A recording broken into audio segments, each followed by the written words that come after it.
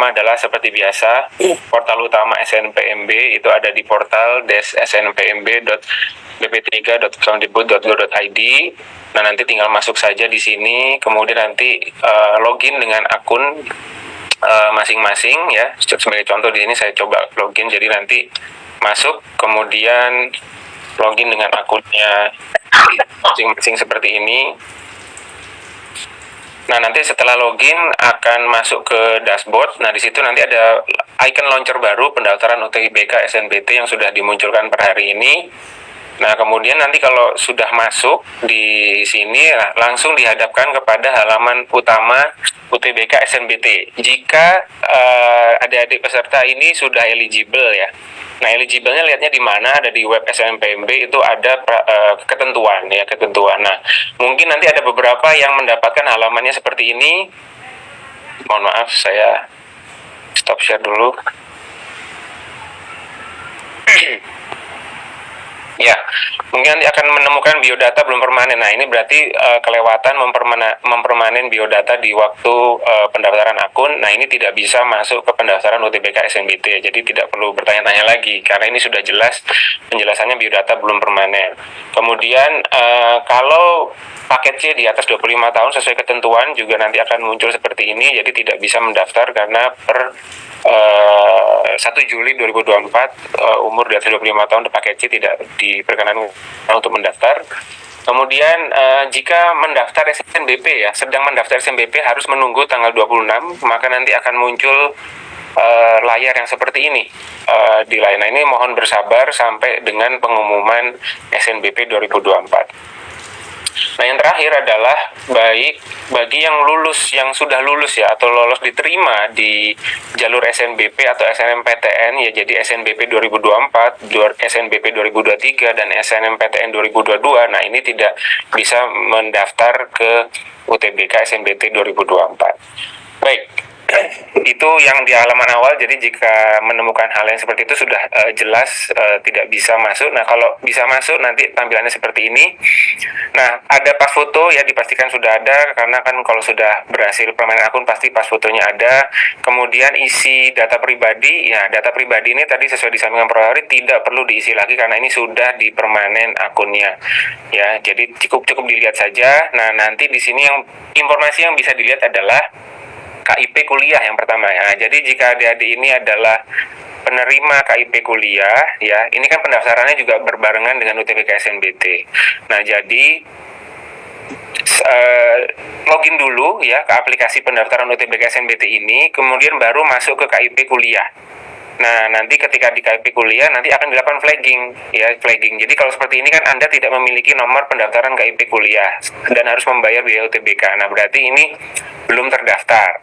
Nah, kalau memang merasa saya adalah penerima KIP kuliah, nah silahkan ke KIP kuliah, nanti akan ada prosedur sendiri di sana. Nanti KIP kuliah akan melakukan flagging ke sistem ini. Jadi nanti di-update aja, di-refresh aja kalau memang sudah ada konfirmasi dari KIP kuliah. Nah, contohnya misalnya ini ya, saya KIP gitu, tapi ini kok belum. Nah, jangan buru-buru mendaftar UTBK sampai bayar sendiri gitu kan ya, karena ditunggu saja, bersabar, jangan buru-buru. Nanti setelah dari KIP kuliah nanti akan berubah statusnya seperti ini ya, jadi nanti akan berubah menjadi hijau. Nah, ini ya seperti ini. Nah, berarti ini saya sudah terdaftar gratis biaya UTBK. Nah, jadi saran saya jangan buru-buru langsung bayar UTBK karena pingin tidak ketinggalan gitu ya. Jadi urus dulu KIP-nya. Nah, cuman ada lagi kasus lain, ini kategori 1 ya. Jadi KIP yang terdaftar gratis biaya UTBK. Nanti ada lagi KIP yang kategori 2, yaitu penerima pendaftar KIP cuman harus membayar biaya UTBK. Nah, ini di sini sudah ada tulisannya jelas. Mohon maaf, Anda tidak memenuhi peraturan Menteri Keuangan dan seterusnya dan harus membayar biaya UTBK. Jadi statusnya adalah penerima KIP kuliah terdaftar terdaftar KIP kuliah tetapi bayar biaya UTBK. Nah, ini nanti yang perlu dipahami oleh rekan-rekan penerima KIPK. Baik, saya lanjutkan. Nah, di sini selanjutnya adalah apa yang dilakukan. kita harus mengisi data orang tua secara lengkap ya. Jadi silakan diisi misalnya seperti ini, nama ayah, nama ibu, kemudian pendidikannya, ayah dan ibu, kemudian pekerjaannya, misalnya ya. Ini silakan diisi. Kemudian penghasilannya juga silakan diisi secara lengkap dan sebenar-benarnya. Jumlah tanggungan juga silakan diisi. Kemudian di sini yang terakhir adalah kebutuhan khusus, yaitu untuk peserta tunanetra atau buta dan daksa. Nah, jadi kalau memang rekan-rekan memiliki disabilitas, silakan dicentang saja. Khusus tunadaksa tinggal centang saja, tidak perlu surat pernyataan. Tapi khusus tunanetra, nah ini silahkan.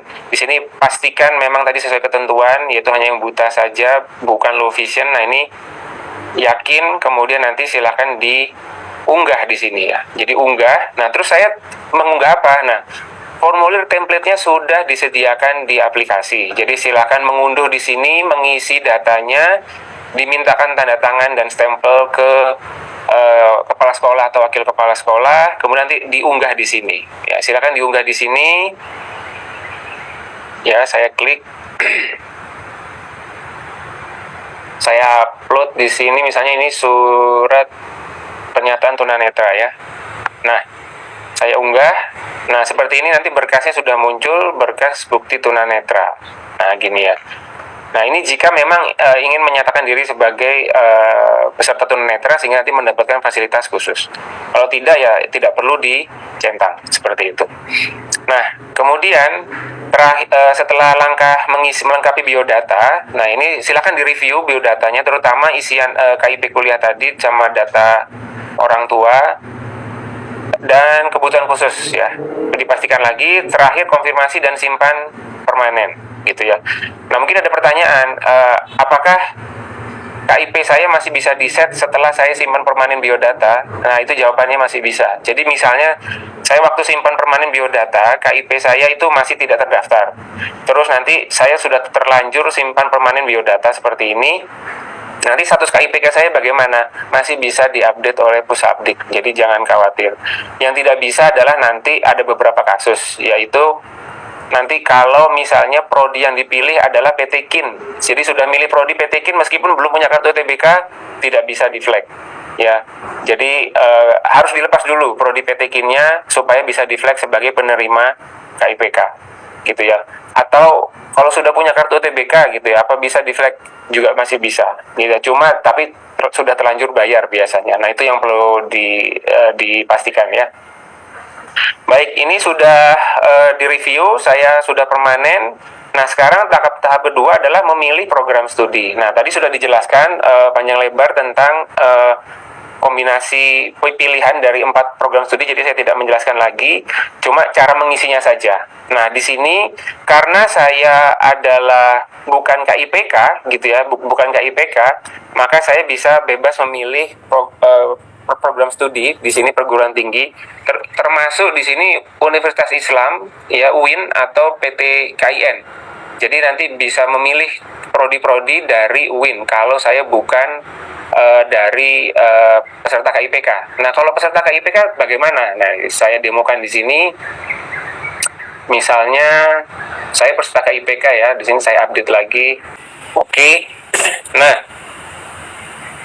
karena saya peserta KIPK, di sini ada peringatan merah. Anda adalah pemegang nomor pendaftaran KIP kuliah dan tidak dapat memilih program studi UIN atau PT KIN. Sehingga kalau mau milih ya harus membatalkan lagi ke KIP kuliah kemdikbud.go.id.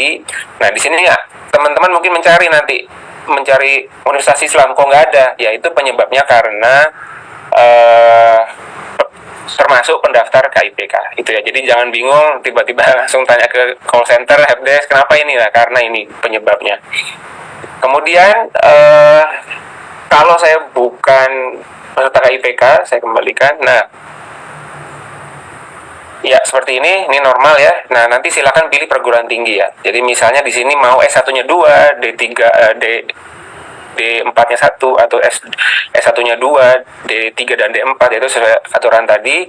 Langsung saja pilih seperti ini ya, misalnya S1 rekayasa perangkat lunak seperti ini, kemudian ITS misalnya saya mau S1-nya 2 gitu ya. uh, seperti ini misalnya. Nah, kemudian pilihan ketiganya di Politeknik misalnya ya, saya pilih D3, saya mau lanjut lagi, kemudian pilih yang D4 ya. Nah, seperti ini misalnya. Nah, seperti ini terus saya mau ganti nih. Waduh, saya mau ganti pilihan satunya gimana kok nggak ada tombol tuh ubahnya atau hapusnya atau. Nah, kalau mau mengganti salah satu pilihan harus dihapus mulai dari pilihan 4 ke pilihan 1 misalnya. Kalau yang mau diganti pilihan satunya ya harus dihapus sampai atas kayak tadi ya. Seperti itu.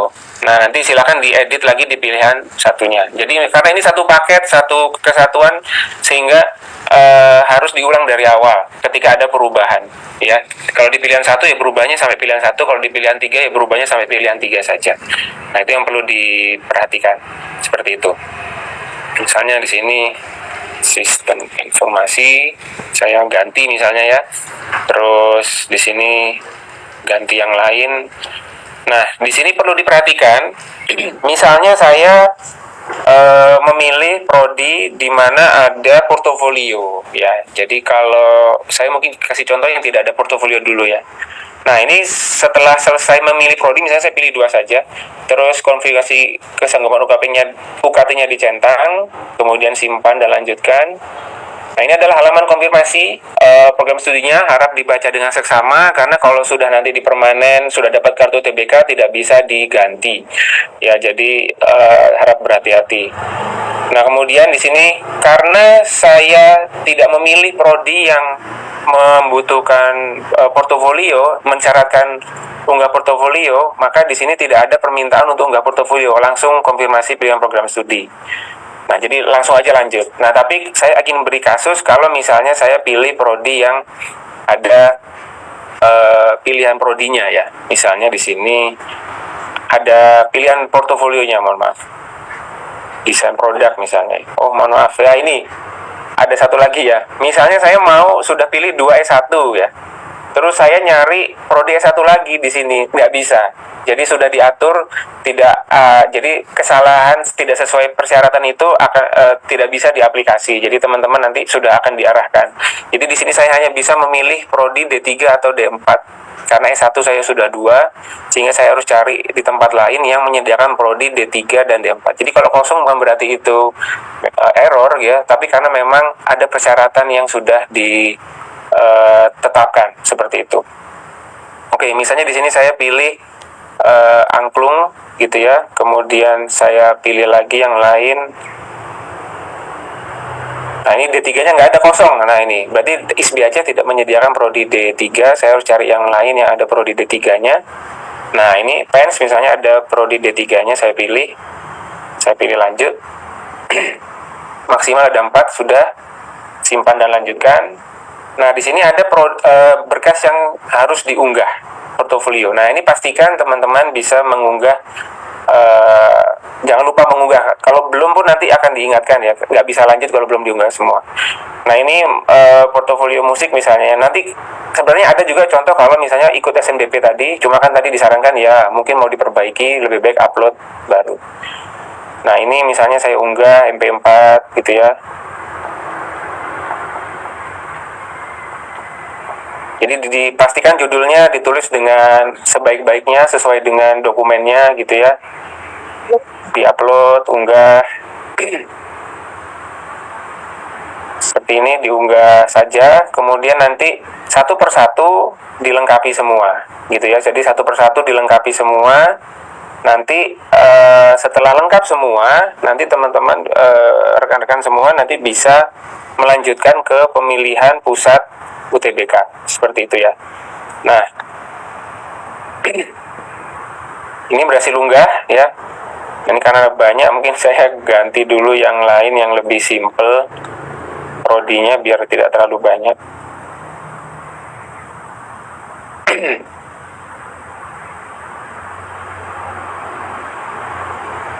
Baik, perhiasan ini saja.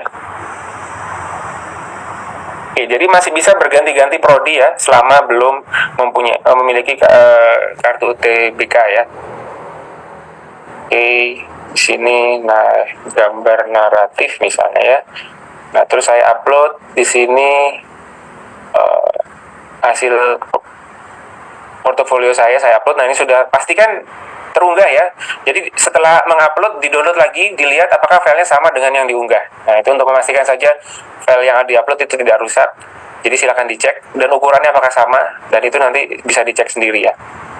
Oke, kalau sudah yakin dengan portofolio dan pilihan program studinya seperti ini, tahap ketiga adalah memilih pusat UTBK. Ya, nah di sini sudah ada review data pesertanya, kebutuhan disabilitas dan status KIP-nya. Nah di sini silakan pilih pusat UTBK-nya. Ya, pusat UTBK-nya apapun di sini ya, ada banyak. Nah kemudian saya simpan dan lanjutkan. Oke, nah di sini masih diminta konfirmasi lagi apakah sudah yakin ya memilih pusat UTBK ini, karena nanti ini tidak bisa diganti kalau sudah berhasil kartu UTBK-nya gitu ya. Nah ini saya simpan permanen pusat UTBK-nya, di sini konfirmasi akhir apakah yakin, karena nanti tidak dapat diubah. Kecuali nanti ketika pusat UTBK yang dipilih tadi penuh, nanti bisa kembali memilih pusat UTBK yang lain. Oke, nanti muncul antrian seperti ini. Nah, kalau ada antrian seperti ini sebenarnya bisa ditinggal gitu ya, tapi ini biasanya cepat saja. Nanti pendaftaran berhasil seperti ini berarti sudah mendapatkan kursi UTBK. Nah, kalau penerima KIPK kategori 1 maupun kategori 2 ya, yang gratis UTBK ataupun yang bayar UTBK, yang gratis UTBK, mohon maaf. Nah, itu nanti langsung muncul warna hijau ya. Jadi berhasil mendapatkan kartu TBK kalau yang gratis TBK. Jadi nggak perlu pembayaran. Nanti bisa langsung unduh kartu peserta ya. Tapi di kasus ini adalah untuk yang reguler atau KIPK yang kategori 2 atau bayar UTBK. Nah, di sini nanti silakan rekan-rekan mengunduh slip bayar di sini. Ya, jadi nanti ada slip bayar yang kode pembayarannya itu adalah seperti ini ya, 9056421, ini contohnya di sini. Kemudian nanti ada NISN. Nah, di slip bayar ini ada NISN. Nah, kemudian silakan pergi ke bank mitra atau menggunakan channel-channel online untuk membayar ya, dengan memasukkan NISN dengan kode bayar. Jadi nanti sudah ada perintahnya ya. Jadi di sini saya kasih contoh, saya melakukan pembayaran ya, NISN-nya dimasukkan, kemudian kode pembayarannya dimasukkan ke channel pembayaran tersebut, kemudian di set bayar melakukan pembayaran ya. Nah, nanti di sini kalau saya refresh, nah di sini muncul terbayar. Nanti bisa melalui bank BNI, Mandiri, BTN, BRI, BSI gitu ya. Nah, kalau sudah terbayar seperti ini warnanya hijau, maka bisa ambil kartu peserta. Nah, kartu pesertanya seperti ini ya, jadi nanti bisa dilihat. Nah, silakan dicek dan disimpan ya. Jadi ada nomor peserta gitu ya. Saya zoom dulu. Di sini ada nomor peserta, nama pesertanya silakan dicek, tanggal lahir, NISN, jadwal UTBK-nya ada di sini, lokasinya, pilihan prodinya ada di sini semua. Nah, terakhir silakan disimpan kartu pesertanya dalam bentuk PDF. Jadi kira-kira seperti itu. Nah, sampai di sini sudah selesai. Nah, yang perlu diperhatikan tadi adalah pembayaran. Jadi kalau misalnya saya daftar UTBK-nya itu penutupannya kan di tanggal 5 April jam 15.00, kemudian saya mendaftarnya di jam 13. Nah, slip bayar itu berlaku bukan 24 jam, berlaku hanya 2 jam. Nah, jadi dipastikan ya, jadi jangan sampai mepet, karena kalau mepet ya terus nggak sempat bayar, maka hilang kesempatannya. Nah, tetapi mungkin ada pertanyaan, kalau saya berhasil bayar, kartu pesertanya nunggu apakah ditutup tanggal 15 jam 15? Tidak. Jadi setelah jam 15 pun masih bisa diunduh kartu pesertanya. Jadi jangan khawatir, yang penting berhasil bayar sebelum jam 15. Ini bagi yang memang mepet gitu ya, tapi tidak kita harapkan untuk mepet. Baik, kira-kira seperti itu Bu Is penjelasan dari saya. Terima kasih.